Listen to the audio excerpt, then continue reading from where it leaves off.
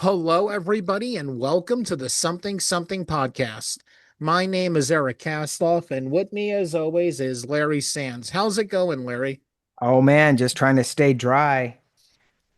Oh, yeah, and I'm trying to stay cool because it has been pretty hot here in New Jersey, man. Yeah, yeah. Well, it is summertime and everywhere Yeah, needs the rain. Some places it could use, not so much flooding and stuff, but the rain is good until it starts to mess with people's when it gets lives. to your knees, then it's pretty bad. Right, right, right. So, How's Larry, everything else? good, man. Dude, we are in the middle, well, no, the beginning of summer movie season. And interesting because our guest has a connection to two movies that I really dug this year, but we'll get into that. But man, I am seeing all the big blockbusters. I saw Jurassic Park Rebirth, so much Oh, fun, and I oh. am anticipating the new Superman movie so much, dude. I can't wait. That's freaking cool. Eric, and we talked about this on a couple previous with movies going back into the theater. What's that like for you? I know for me it's like pretty cool. It's amazing. In fact, I'm for the big movies, I'm only, going to ones that have almost sold out seats. Like Right. when I saw F1, it Yeah. was pretty packed. When I saw Megan 2.0, it Yeah. was pretty packed. Superman that I'm going to see Thursday, That's gonna be Friday packed. is packed. And I know a lot of people are going to be going cosplaying as Yeah. Superman. Are you gonna And go as Superman? no, no, since I'm bald, I'm going as Lex Lex Luthor. Luthor. Yes. That's awesome. I'm Are gonna you for wear real? like, That's yeah, cool. I'm gonna get dressed up. And the second I see someone dressed as Superman, I'm just gonna go Kryptonian. Eric, if you do, you got to take a picture of yourself at the movie theater Oh, with and Superman, post it. guys. Oh, yeah, yeah. That's awesome. That's super cool. That's super cool. So I think with movies going back, it's kind of weird because you think about now, wait, it's gonna go to the movies first. I can't just sit at home and watch it and stream it, right? So I it's kind of like a blessing and a curse in a way, but I think it's really good that it's back. I am also, and I mean, there are some movies that I think are just right for home. Oh But then yeah, there are yeah, others, like yeah, F1. yeah. Seeing that in the theater and an IMAX screen was amazing, Ah, because you man. felt like you were in the car as, the driving was going on.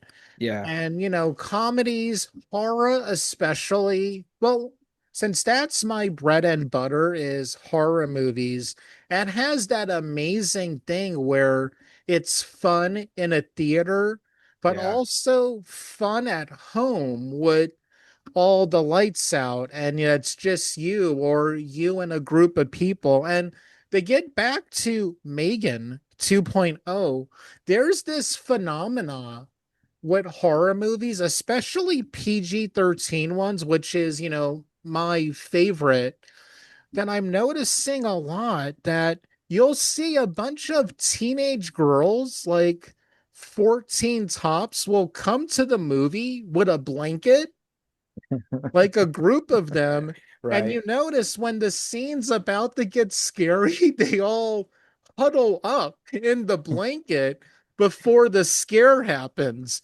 And it's just such a cool thing that's just loads of fun. And Larry, our guest today, I was looking at his webpage, has a Mhm. connection to two movies I really dug this year: Yeah. Minecraft Yeah. and Megan 2.0, and a lot of other awesome movies, but also some really cool sounding horror novels. So, And that Larry, tell yeah. everybody about our guest. Well, I am besides myself. to have Dylan Coburn on the show. Hey, Dylan, thank you for coming on the Something Something podcast. Great to be here. Thanks for having me, you guys. I tell you what, it's weird because Eric and I, talking about the movies and going to be able to go to see them and watch them at home, but you're in the thick of it. You're not only are you an author, obviously that's how we connected with you, but it turns out you're a storyboard artist. You're a visual effects artist that you're deep, deep, deep, deep in the movie industry. Um, so thank you. Thank you for taking the time and coming on. We're going to have a really good conversation, I think. Yeah. Oh, you're welcome. Movies is my thing. I'm a movie guy, so let's talk about it. That'd be great. I love it. I love it. Uh, one thing, it's kind of like Eric said, right? You did visual effects storyboard for Minecraft. Um, Yeah. Yeah. talk talk a little bit about because if people don't know what storyboarding is, because I think as an independent filmmaker, I don't think you get an opportunity a whole lot to storyboard things unless it's stick figures, right? And you want to get a Sure. flavor of what you're looking at. Tell us what a storyboard artist is and what that comes out with you and your talent. Sure. So so a movie is really gets its birth through the screenplay. So you got the screenplay. Everyone's shopping, looking, and referring to the screenplay. But at the end of the day, that screenplay could be any sort of movie. The screenplay is not deciding what's on the screen at any one time. So my job is to work with the director and to communicate what is actually going to be on the screen and how we're going to tell the story. And it's a screenplay could cost a massive amount of money to produce, or you could knock it out with you know a tenth of the shots, a hundredth of the shots, sometimes. And I think that when you're doing it, the bigger the movie, the bigger the pressure, the bigger the risk when you if you get it wrong. So I tend to work on quite big shows, like you said, like independents don't come to me often, but often independents will storyboard their own stuff. Some directors are really good artists themselves. For me, it all goes hand in hand. You've got writing, directing, and storyboards are really just that job. It's the same thing. Like if you're writing, what happens when I write something, I will, and then storyboard it. I'll often go back, and this happens in many many movies I work on. Well, after we storyboard it for a first pass, we go back to the screenplay, and we use it as a cyclic thing. The screenplay's never locked.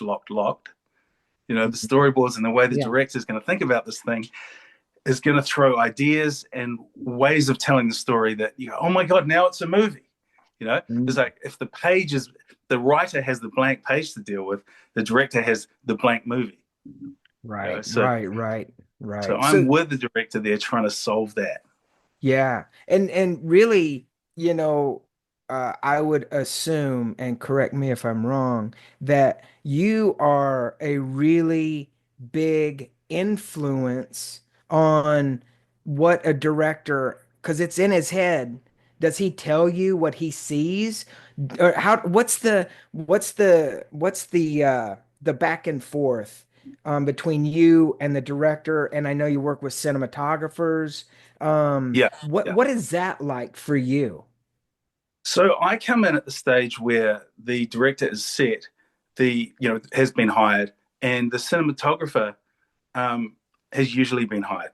Um, but every single time I work on a movie, it's always different. Sometimes you can work with a director who pretty much wants you to draw exactly what they have in their heads, and sometimes they'll even thumbnail something out, like in little drawings, Yeah. to show you kind of what they're thinking. But that's Hmm. really quite rare. Most of the time, I get hired because of my contribution can my contribution can help. So most of the time they'll say, look, I need to feel this, I need to feel that there, and I really want a shot that does this. This is our shot that people are going to remember from this sequence, and then I get to just make their movie on paper. You know, so then I try and give them as much as I possibly can. I say to them, look, I'm going to give you everything, and then you can weed the garden and pull stuff out. Yeah, Yeah. It's yeah. I better like that that. way because Yeah. often things that they haven't thought about will spark their new ideas, and they go, oh, I never thought about looking at it from that angle. Let's go Right. there. Yeah. Or something like that. And we Yeah. really need to punch in here because then we're going to feel and really usually a scene, any given scene, is somebody's point of view and not literal. It's not like Right. Blair Witch Project Yeah. sort of, Yeah. not literal point Right. of view, but you got to feel it from someone's perspective. So usually, you know, my responsibility is to make sure that we're all in the business when we make art to make the audience feel something. So we got to be Yeah. with them. We've got to know how they're feeling, and it's not always about dialogue, and it's not always about even description in the script. You got to see the world in a certain way. So Right. I know Right. with Right. me, one thing, everything, I write and direct my stuff, and one thing I always try to do is give my DP a shot list. Does a shot list from a direct, I'm guessing it helps so much. So you at least have a starting point before you're able to go in and work your magic to it to like bring it to life. Sometimes a shot list is really useful, particularly early in my career. Getting a shot list, I kind of needed it. I was like, well, I don't know how to make this movie. I don't know what to do. I'm working with people that are way better than me. I need them to input to me. And when I left animation about 10 years ago and went into live action, you know, the storyboard artists were doing something that I just wasn't doing. I was like, he's killing me here. These Hollywood guys, they were destroying me by doing this amazing cinematic stuff. But all it took was for one job working with Bob Richardson, who works with Tarantino. He's Okay. like arguably the best cinematographer working today. Um, and he just drilled me big time, and he gave me shot lists, Wow. but he wouldn't draw a thing. He'd just say he wouldn't thumbnail. He says, "I don't draw," so he gives me a shot list, and I have to make it look Richardson worthy, which Wow. is Wow. which was a real challenge. But interestingly enough, I got the rare chance to be able to work directly with him for 6 weeks, like in a boot camp, because Wow. we went to Fiji on set for prep, and I was stuck in a hotel just working with Bob, and then he'd go out to recce, and then he'd come back and review at night. So that was a great boot camp for me to really get kickstarted. When I came back to Wow. New Zealand after that, I was like, wow, now I'm ready to work because, this is how you make movies. I get it now. Wow. Wow. That is, I mean, you make it sound so easy. And I can tell with your enthusiasm, you love absolutely what you do. And I'm starting to understand that, you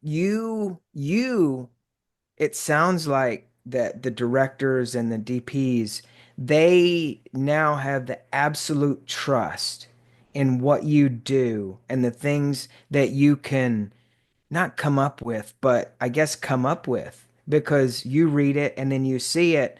And then it's like you said, I think that's what makes a great team is if you can inspire somebody else that's part of your team or somebody that you work with to then look at your idea and it sparks their ideas and that's just an absolute amazing back and forth and it sounds like it really is because I think it's like you said, the bigger the movie, the more pressure.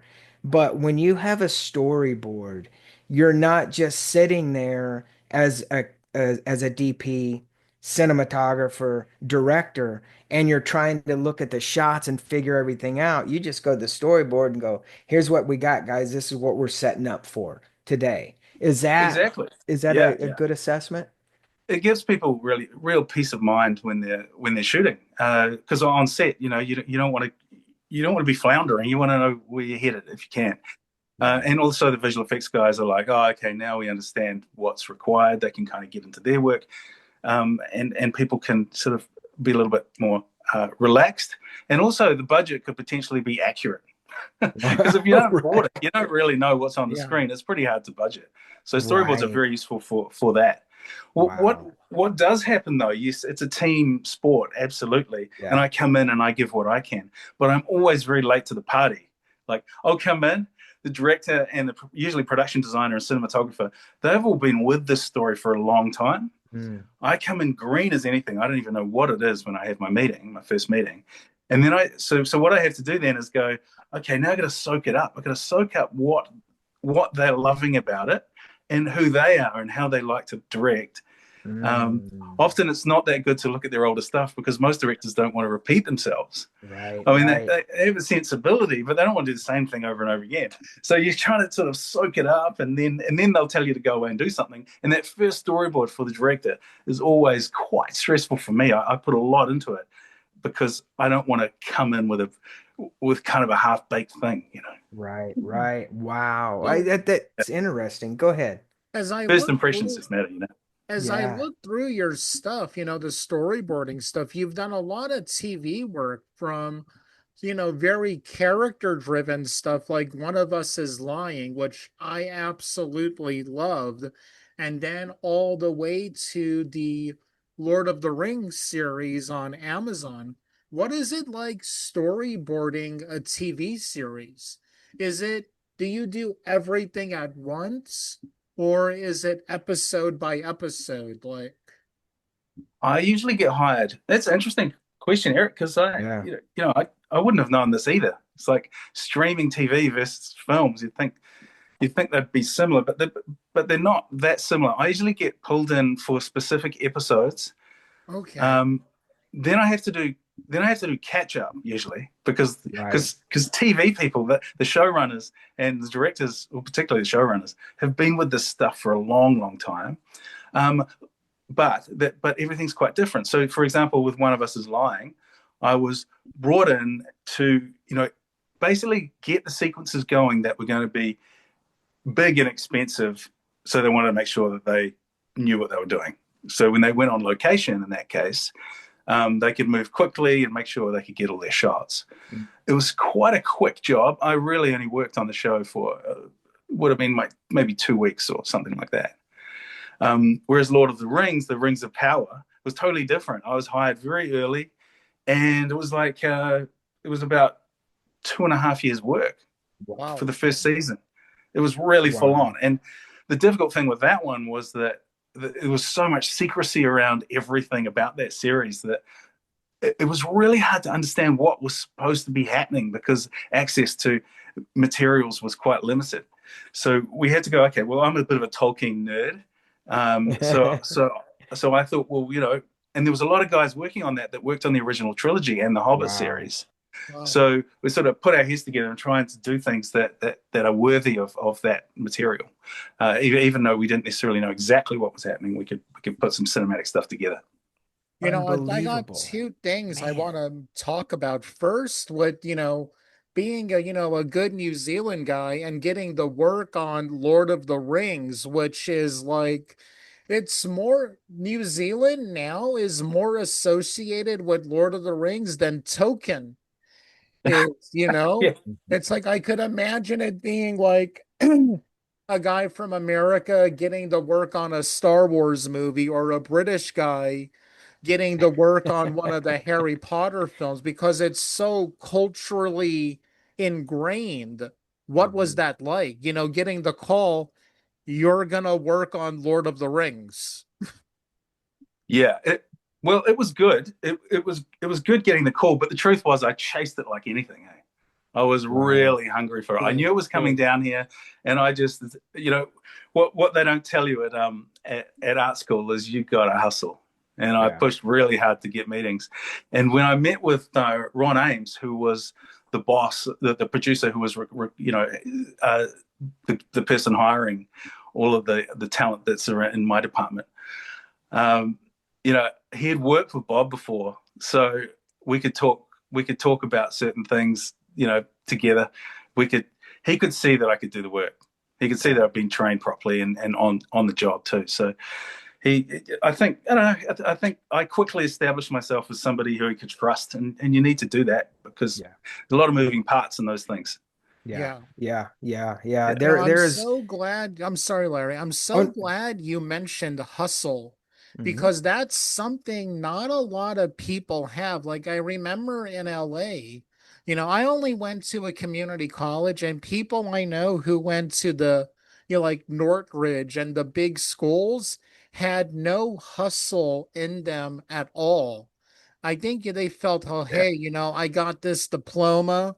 They never tried doing short film festivals. They just wanted to get an internship and then, someone will open the door. But when you have hustle, you don't open doors. You take a battering ram and hit the doors as hard as you Mhm. can and say, hey, I'm here. I'm so glad to hear you say that because right now in Australia and New Zealand, there is so much things getting filmed there, especially in the late 90s and early Mhm. 2000s with Hercules and Xena, all the Sam Raimi shows. So there's such a Yeah. film culture in those areas. Now with Australia, with oh man, the two brothers who are doing the A24 movies, like Talk to Me and Bring Her Back, there's bringing so much attention to these areas. And I also like that you pointed out about how in TV, directors are just hired guns. Mhm. They pretty much have no, they're just here to babysit. They're the substitute teacher.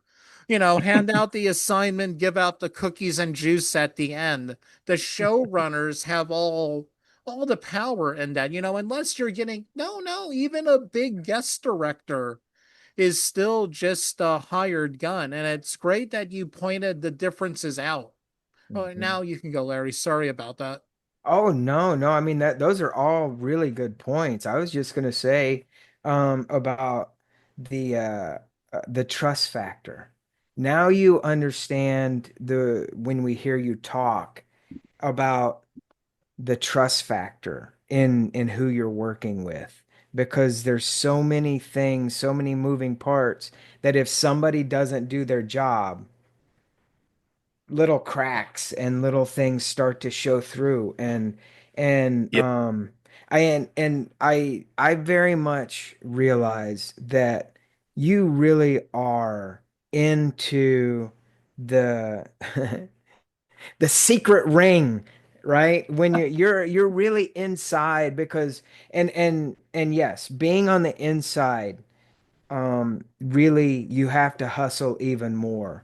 But I think because of your body of work, which by the way, everybody listening to this episode, do me a favor while you're listening to this, go to idrawandwrite.com and check out everything. Link in the description Thank you, if you're Eric. listening in on Spotify. On everywhere. Yeah. Yes. And go to idrawandwrite.com and check out everything that Dylan has done because you really are um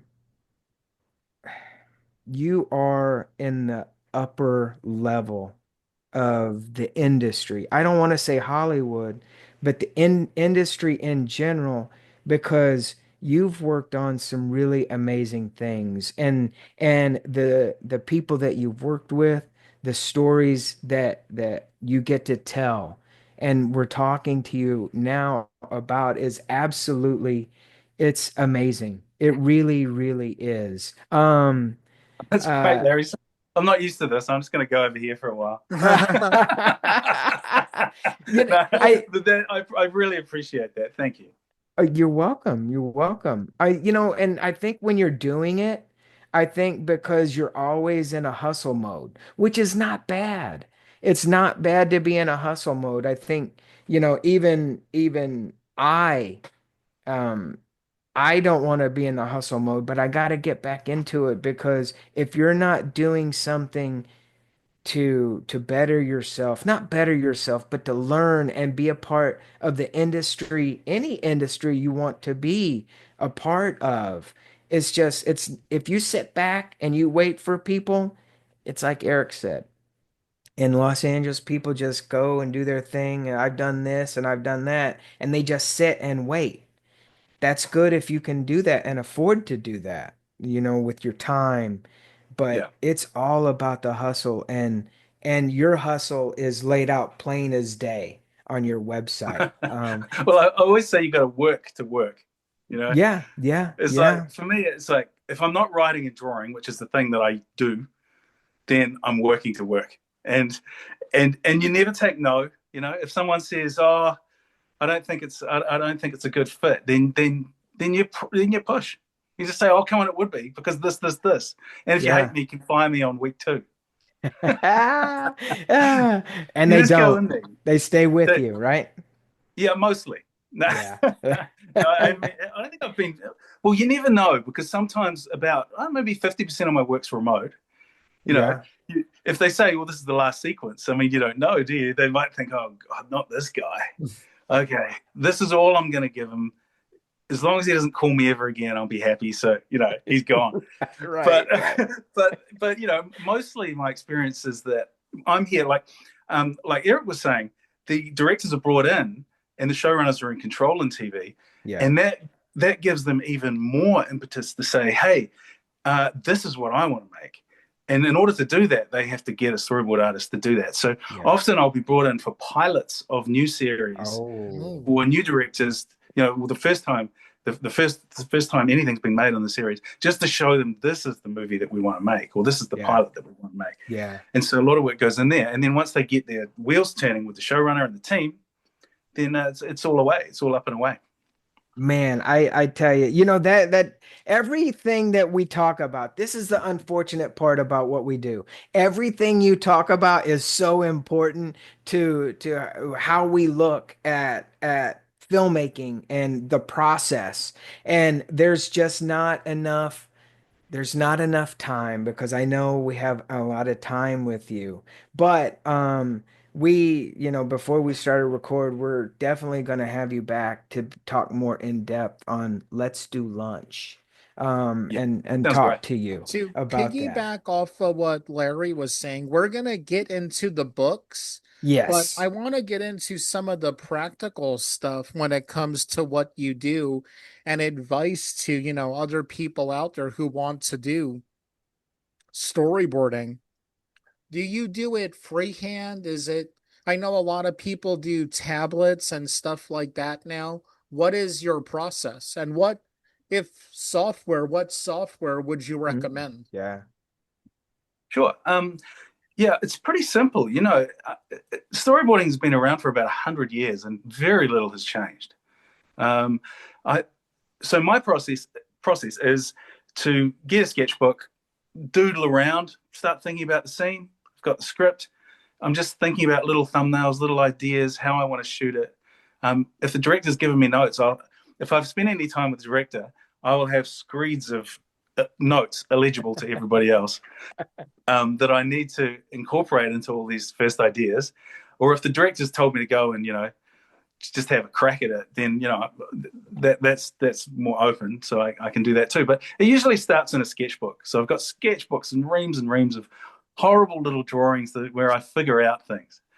And then what I do is I get my phone and I snap all those drawings as images and I bring them into Storyboard Pro, which is a Toon Boom product, which is Yeah. where I work. So I work inside that software and I have a Cintiq tablet that has a computer inside it. It's a Cintiq Mobile Studio.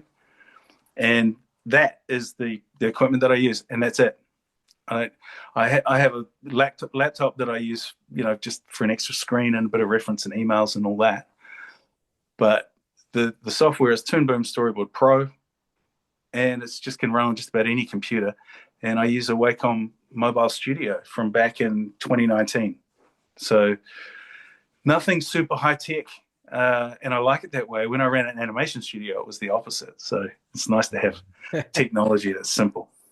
Yeah, yeah. It is weird because with all the technology, even now, people are, technology's changed and all these cameras and you can shoot 8, 16, 30, whatever K, right? And make it crystal clear. And then all of a sudden people go, can you put a filter on that to make it look like 1980? And you're like, yeah, sure.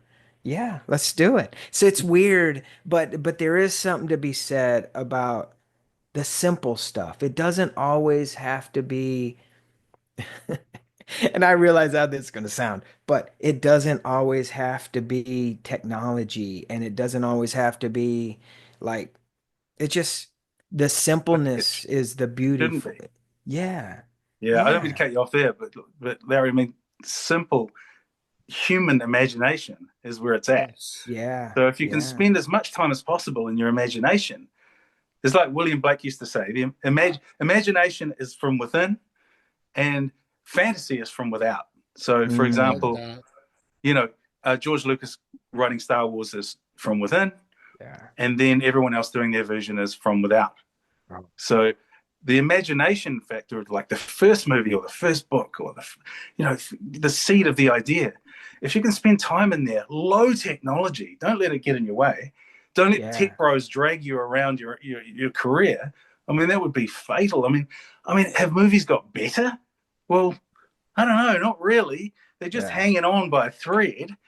And the technology is just soaring. Yeah. Yeah. So it's Yeah. like imagination. We need to spend more time in our heads. And, if we have anything of value to give, we need to think about what that is and conceptually solve these films or stories or ideas before we go out and make them with this technology. Right, right, right. Because You I know, would assume, all right, just really quickly, Eric, I would assume a lot of people maybe come to you and go, man, we should have these explosions and you got to, and I understand that. But I'm sure, directors come to you and go, I just really want to keep it simple.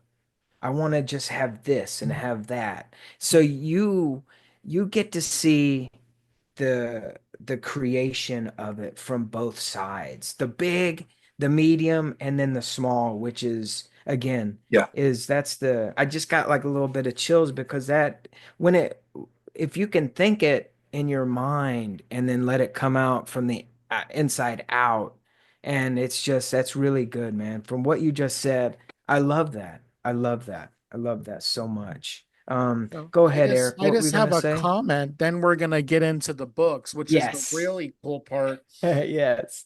One thing that's bothering me so much when it comes to the art world is AI. When Mm, you're scrolling through Instagram, it'll show this graphic designer, working on it was like a pizza place. And, they're putting thought into the design of it. And then there's this person waving their finger, Then they grab their, AI app and type in what they want and it's there. And it's like, yeah, it's easy. And yeah, it looks, people think it looks okay, but there's no heart into it. There's no yeah. thought except typing. Now, again, if somebody, who's not an artist like me, will use AI to make something, then go to an actual artist and say, you know, this is my idea, make it better. That I don't have a problem with as long as it's human and human connecting to make the thing. But if you're just using the AI, yeah, that's really horrible, man. And how, Mm. before we get to the books, how much is AI a worry on the storyboard world right now? Yeah, it's a really good question. For me, AI, it doesn't. I see how hard it is to make a good movie in the first place, and there's so many good minds on a good movie. Um, I think AI is really destructive to creativity in general because it's what it's doing is the top sort of basically the job of an artist is to make someone feel something. Mhm. Yes. AI is never going to understand how to make someone feel something. He's going to Yeah. just scrape the internet for sort of things and collage them together in this sort of sticky little pile of stuff and Mhm. present it to you and say, well, that can replace the artist. We don't need artists now because of that. Um, it doesn't affect me at the moment because there's I mean, I think there is some storyboard AI software or something. It's just ridiculous to me. I'm like, how could anything possibly have an idea worthy of putting on the theatrical release, you know, slate for the year? I mean, it's Right. so hard. All the greatest human minds can't make a great movie. So AI isn't affecting me personally right now that I know of. I mean, people may be using it, and I just think it's ridiculous because the top 5% of anything is the thing that's going to make it great, and none of Yeah. this AI has any of that. And Yeah. all it does is flood the market with content, and everyone's like, I "I'm so hate that tired of all this word so crap." much. Yeah, Yeah. and Oh, Yeah. and the real artists and the real movies and TV get lost in this mix of average stuff Yeah. that's partially generated, and even some of the slop that many of the streamers and other people are producing because they have to fill up their channel for whatever reason. Right. Again, it's technology dragging them around. You know, Yeah. I Yeah. always felt that when Netflix came out first, it was like, well, there's all these other people's movies on it. And I always thought to myself, well, soon those other people are going to take all their movies off. And what are they going to put on there? And they had to go in production mode, like you wouldn't Right. believe, you know, yeah. to get the stuff Hmm. going. And how good can it be? I mean, really? It just can't be that good. You can't rush like that. Yeah. Yeah. Before Very I true. ask you about your books, I just want to point out Netflix. I live in New Jersey, and I think it's awesome you're building that multi-billion-dollar studio here in Jersey. Thank you, Netflix, my overlord. Okay, so Well, now that actually, actually, and I do want to point out that with Hillsborough Road, our horror film, there was no AI anything because Eric gave me the script and the storyboard, and I sketched all the storyboards out using stick figures. So yes. just want to put that. So anyway. Boom. Nice. Okay, now talking about your books, man, these are Oh, some really cool looking ones. I gotta talk about the guy we see in the background right there, Johnny Whispers. Yeah. I hope Yeah, I'm there it saying is. it right. Tell us about that because it kind of I think, we might, well, I think we're both Goosebumps fans and maybe had an interest in, Night of the Living Dummy with Slappy. Yes, it is. Like, I love the whole cursed dummy thing, cursed doll, cursed anything. Possessed. Well, they're not possessed technically. They can only be cursed if it's just an artifact, apparently.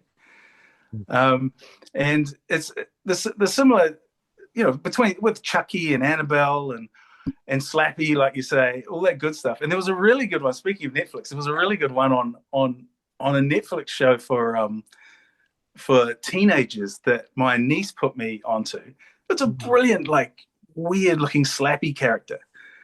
I can't remember what it's called, but it was really good. Was Anyway, it the nightmare room where the doll takes over the little girl and the mom is like treating the doll like her daughter? is that an episode in an anthology series or is that an Yeah, yeah, actual? yeah, yeah, Yeah, yeah. I think that's the one. Yeah, yeah, I thought they did it really well. So there's sort of like this thing that won't go away in my head, which is having this thing that people, that a child might love, but is really not that at all. And the poet never knows what the poet has written. So after I'd written this, I realized I'd really sort of taken my fears of what my son might be looking at on the internet Wow. and put it into this little nasty little guy who would whisper at him and tell him to do exactly the wrong thing uh, with Wow. its own motives. So it's heavy. I want to write something pretty heavy because, well, I did write something pretty heavy, and once I understood what it was, I didn't really go back and rewrite based on the theme because it's all about entertainment for me. I want to do something that you know, people read and just get into. I don't need to throw themes down their throat. But I think that's yeah. what I ended up writing. Man, how long did it take you to write it? Well, it was pretty weird. This little cluster of stories that have come out on Pocket Screenplays. Uh, there are three movies or three books. They Mhm. took me about 3 years, and I wrote them all at the same time. Oh, wow. But what I would do is I'd do a draft, and then I'd send that draft off to. I had a coach over in LA Hmm. who would read it and come back to me and ask questions. And then while she was looking at it, basically she was a development girl, so she would ask questions like a development exec would ask, things Wow. that I wouldn't think about. Yeah. And she was great. And so we did a few rounds of that. So while she was doing her thing, I would be writing the other thing. Wow. Wow. And then I would send that off. And then while that was being under construction, the other thing. So I had these 3 screenplays that were kind of in cyclic modes. Most of them would kind of be put down for between 3 and 6 months at a time for the next draft to be picked up. Mm-hmm, mm-hmm. So if you can imagine Johnny Whisper over 3 years, it was actually the hardest of the 3 to get right because my first draft was so bad. Oh. And that's but yeah, by the end of it, everyone says, well, what's your favorite one? None of them are my favorites. I love them all. They're amazing. I'm so grateful for having the headspace to actually do them. But over a 3-year period, it took that sort of back and forth to get them just right. Man, What's the story of the book? We've talked Mm-hmm. about it, but what's the story? Well, what happens in Johnny Whisper is that it's a boy loses his father and looks for something to replace his father. And he ends up buying this doll, and nobody really knows why he loves it so much. But the doll has connected with him and is whispering to him and is telling him things. And it basically tells him to do exactly the wrong thing, and ostracizes him from his family. And the things he does just get worse and worse and worse until the family realize, or his mother realizes, and his neighbor realizes that they have to get that doll and they have to kill it, whatever it is. Wow. And so the clock is ticking to try and separate the boy from the doll and to stop the boy doing what it is that he's about to do, which is pretty bad. And my agent actually ran a mile from it because it scared her. I mean, it has some pretty extreme themes in it. She didn't know how she was going to sell it.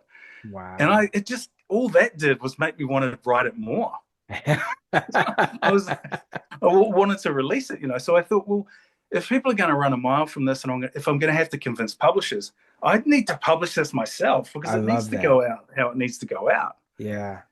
So it was actually quite a blessing that that there was such a knee-jerk reaction about the story initially, because it does cover themes that are pretty sensitive for people, but it wraps it in metaphor. It makes it more palatable for people if it's wrapped in the metaphor of a cursed, possessed little nasty doll. Yeah. And we got to talk about these things. We can't not talk about them. That's the point of art. Art raises questions, throws things up in the air for people. Oh, hang on. Let's look at life a little bit. Let's take some things a little bit seriously that we were putting in the basement.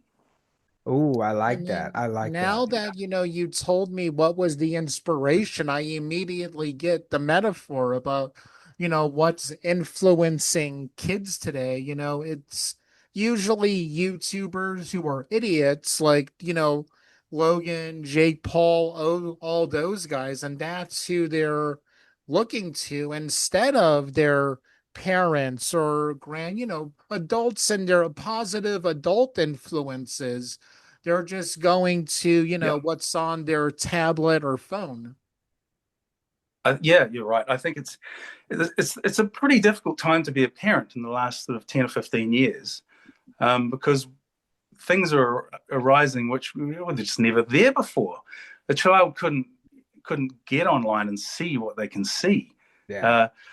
So I feel like I used to have this recurring dream with my son that I lost him in a crowd, right? Oh my God. It felt like every night. It may not have been, but and that's when he was little. He's like between the ages of sort of nothing and 10. Now he's big and he's a big lug, and I don't really have those dreams anymore. But I feel like dreams are important things to inform. Hang on, don't forget about that. Don't forget about that as an adult. Yeah. It's your subconscious talking to you a lot of times. Yeah, it makes me wonder what the heck I'm dreaming about these days. It's bizarre. But anyway, I think that a great fear should be raised. What are our kids looking at? I mean, we need to lock this stuff down. Yeah. It's not good for them. They're going to end up out in the world as adults, just not being ready, you know? Yeah, yeah, it is kind of scary. And it speaks to, they're going out into the real world and what do they want to do? I mean, they want to be like the Kardashians and do nothing and get paid for doing nothing. It's a weird concept. And it kind of goes back to the AI generation. If you can create all this stuff, I mean, but it means nothing to you, and it's just it's weird because how we grew up, because we did stuff because we cared about doing it. Yeah. We wanted to do it and we Yeah. believed in what we were doing, kind of like what we do now. I Yeah. mean, believe wholeheartedly in what we do, and we put everything into it. That's our passion. And nowadays it's just like, oh yeah, I can create that with AI. Boom, boom, there you go. I don't care. I'll just go create another one. And it's like a mindless thing. Well, It's art's becoming less and less valuable right right, now. And when I right. mean art, I mean Anything. everything. Yeah. Music, Mm-hmm. movies, Mm-hmm. comic books. Yeah, comic book movies are popular, but comic book sales aren't as popular. It's all getting devalued. And man, when you talked about, us growing up, it made me think about, maybe you guys will remember this too. Remember being in your 20s and having your cell phone, Oh not yeah. your flip phone, and you would Oh yeah. accidentally hit the go on the internet and you would panic about, oh my God, it's going to cost so Oh much yeah. money. And Oh you would yeah. get, Yeah. get out, get out, get out, get Oh out, yeah. Oh get yeah. out. Or hey, make sure you call me after After six. Yeah. after Yeah. six. Yeah. Yeah. Wait, was that Yeah. a thing in New Zealand? Calling someone after six? Do you know what that is? Well, I think that yeah, because it's a cheap rate. Is that Yeah. right? Yeah. It Yeah. wasn't Yeah. part of your Yeah. minutes. You had Yeah. 3 minutes after a certain time. Yeah. I I think it is a thing. I think it was a thing. I don't think I felt it because I was just in the 90s. I started my career in the mid 90s, and we had those big brick phones with A track the Oh phone. Motorola yeah. ones. Yeah. Yeah. Yeah, Yep. and I used to put it in my pants pocket and run across the street, and my pants would fall down like Goofy when I was running across the street. I don't remember that, and it was a bad look, but I was young, I didn't really care, and and so I was always about the cell phone, and I didn't care about what it cost Yeah. because I Yeah. didn't have money, but I knew that was my only way to get work. So I was Yeah. working to get work, and I was working to work. So I didn't feel it personally, but I think that it probably was a thing. Yeah. Oh, Yeah. with me, it Yeah. was definite because I didn't That's get hilarious. my first smartphone was the iPhone 3. But man, I Yeah. just remember those days of accidentally going on the internet and the fear and panic. Now I have an iPhone 13 that's not connected to a server. Oh, I that's a good Yeah. only idea. I only use it on Wi-Fi or using my Google phone as a hotspot. And my rationale is, well, doing this keeps my main phone battery more. I just do Exactly. Yeah. all the fun stuff on here. But yeah, Johnny Whispers. Now, is it just your other two books we'll get into, but is it just a book or are you trying to turn it into, is there a screenplay? Do you want it to be more than just a novel? Yes, the book is actually a screenplay. So it's a pocket Okay. screenplay. That's why I'm a movie Okay. guy, right? Okay. I'm not a prose novelist. I write movies, and what was happening was that I was stopping reading novels because I was reading so many screenplays for work, and I was like, this people should be getting stories like this. It's a great economic, fast way to get a story. So I love the screenplay format. So the Johnny is really is just like all my other books, a pocket screenplay. So it's a little pocket book. The screenplay's in Okay. there, Okay. Yeah. Yeah. and yeah, so it's written for the screen. But the good news is that I got some finance to develop it, so I'm Oh, storyboarding it now, there Wow. you go. which is really exciting. Congratulations. Yeah, thank you. Yeah, it's amazing to be able to storyboard it myself and to get that happening, uh, and also to you know to feel it coming alive. But my wish for the pocket screenplays is with Johnny Whisper the book is for people to read it and to make their own movie in their heads. Hmm. and Ooh. and to just get the story quickly, not like a novel, which takes time and there's a lot of thinking in people's heads and things. This will just give you the story fast, and you can make your own movie, and you'll always be disappointed by the real thing. I love it. I love it. I love it. I love the idea too of what you've done with your pocket screenplays.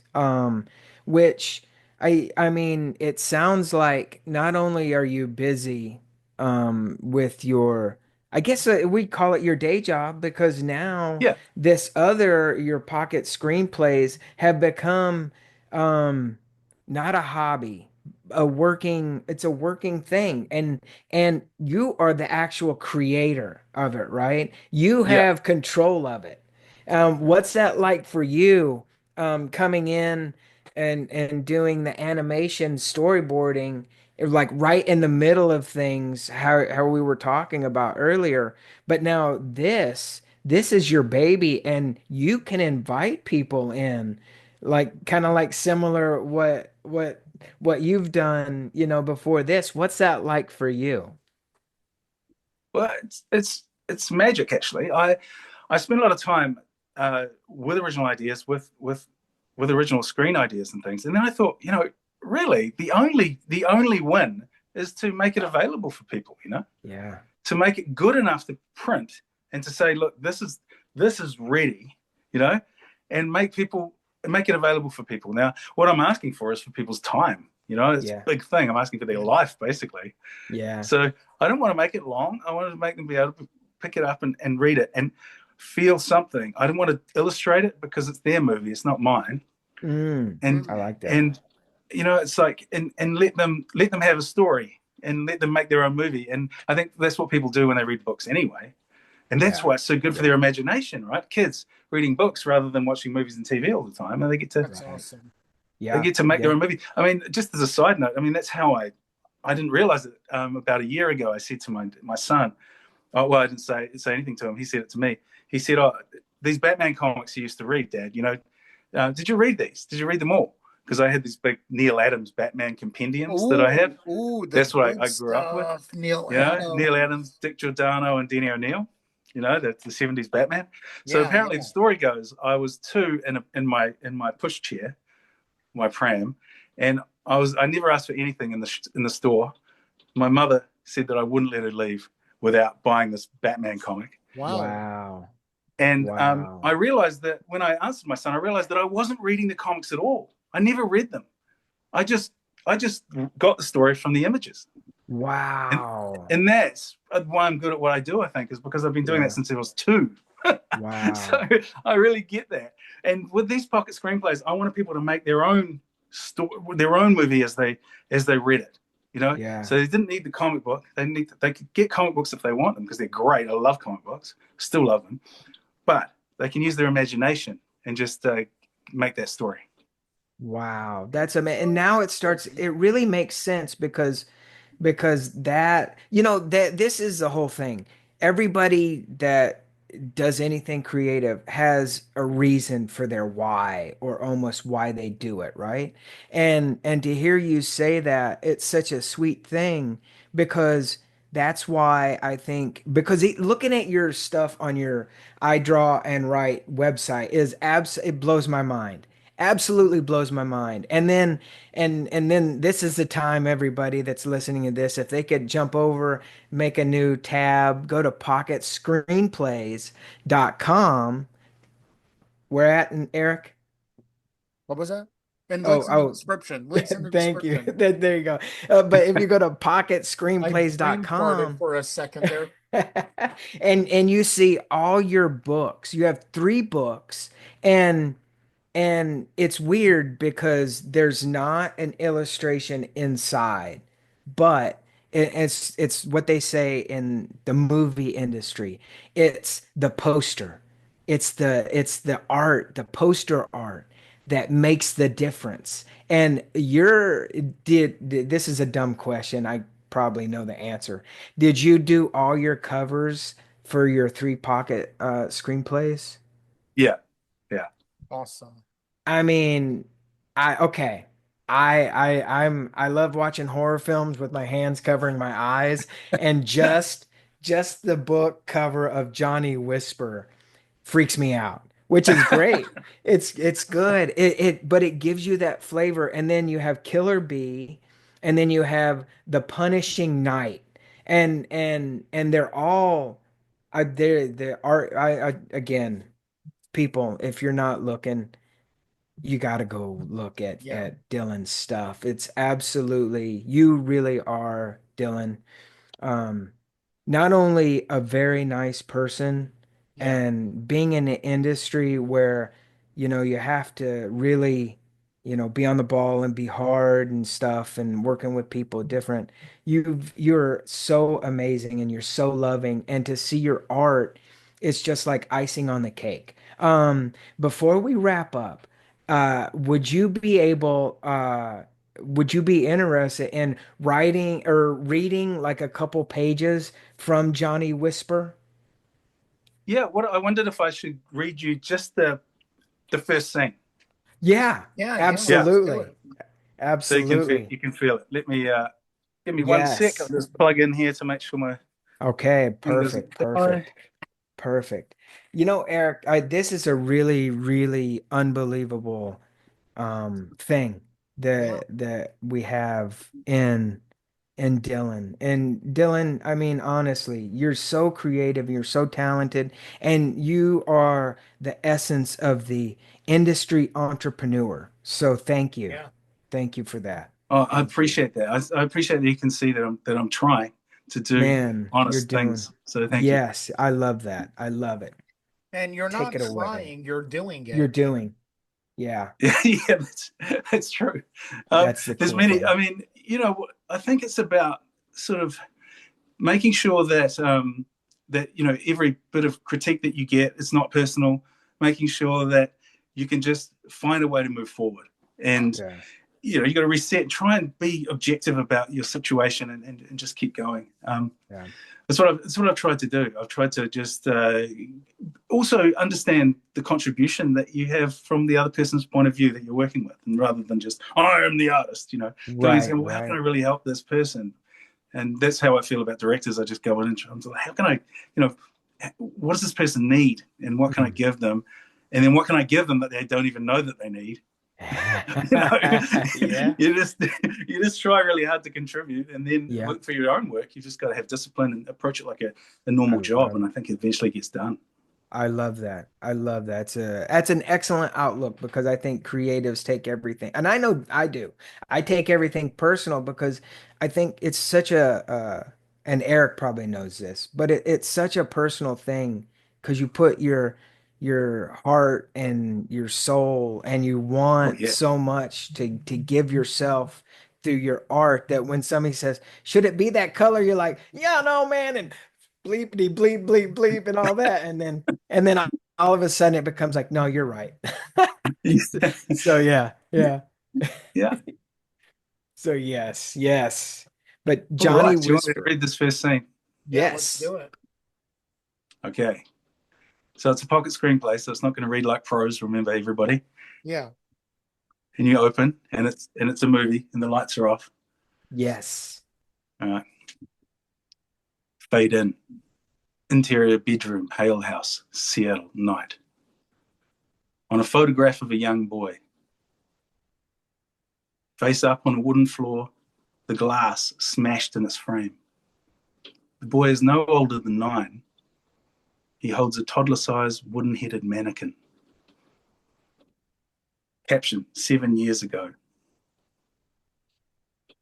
Blam! A gunshot flashes outside the bedroom door. Blam, blam! 2 more shots. Footsteps approach. Striped pajama legs enter. The bare feet of a child. A long beat. Man's voice. Blam! A louder shot. Thud. A snub-nosed revolver drops hard to the wooden floor. The young boy from the photograph crumples to the floor. From his lifeless shoulder falls a toddler-sized wooden-headed mannequin. It lies in an expanding pool of blood, smirking. Title up, Johnny Whisper. I'm in. Oh, holy crap. I'll go get Johnny so you can imagine what it would look like. Yeah. Wow. Yeah, yeah. Wow.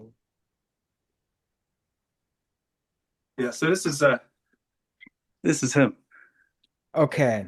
So Yeah. let me do this very quickly. I am going to take a screenshot of this. Show the camera one more time because I've got to do this is absolutely wild. That thing looks like it looks like something that could haunt that.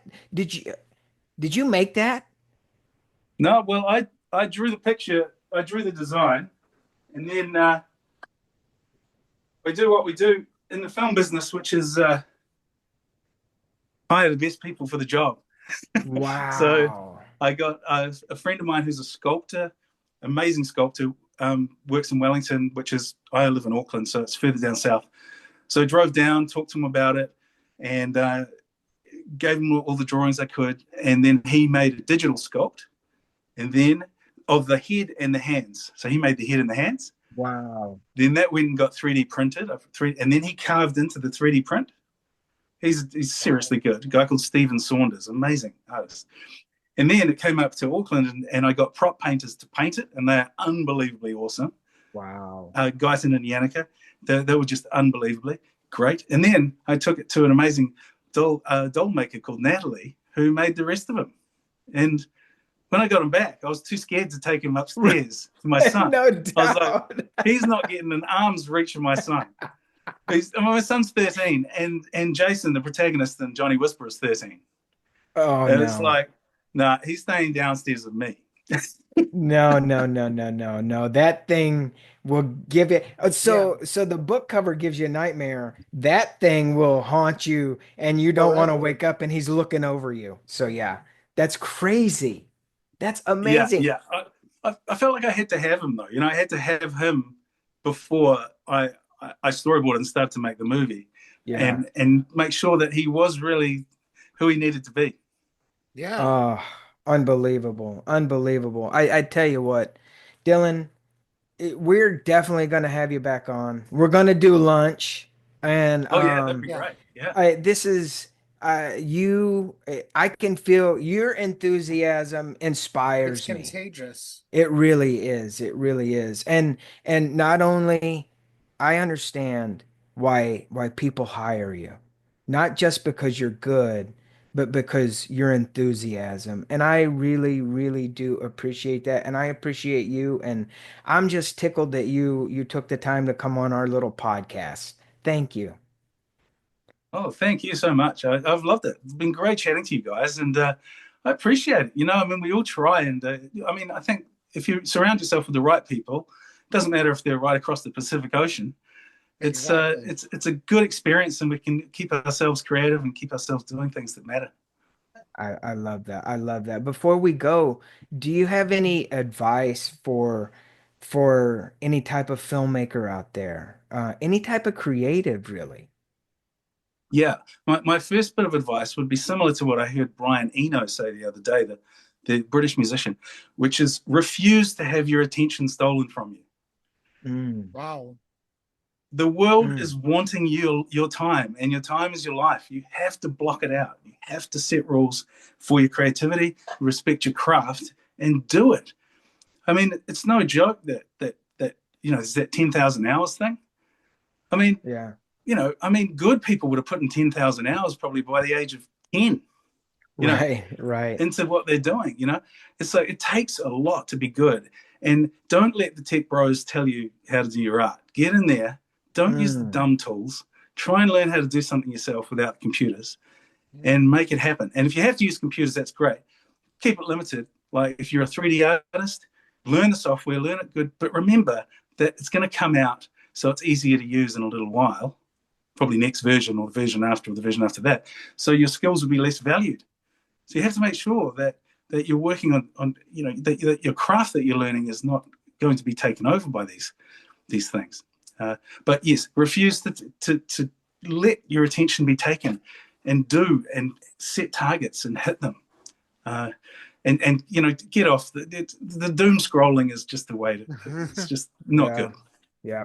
Yeah. Yeah. That's all. Man, I tell you, I go on and on and on. You are an inspiration. I love what you just Yes. said, and it conjures up all these images and things that even I know that I'm guilty of about like letting the FOMO take over. But Yeah, the me one too. Me thing, too.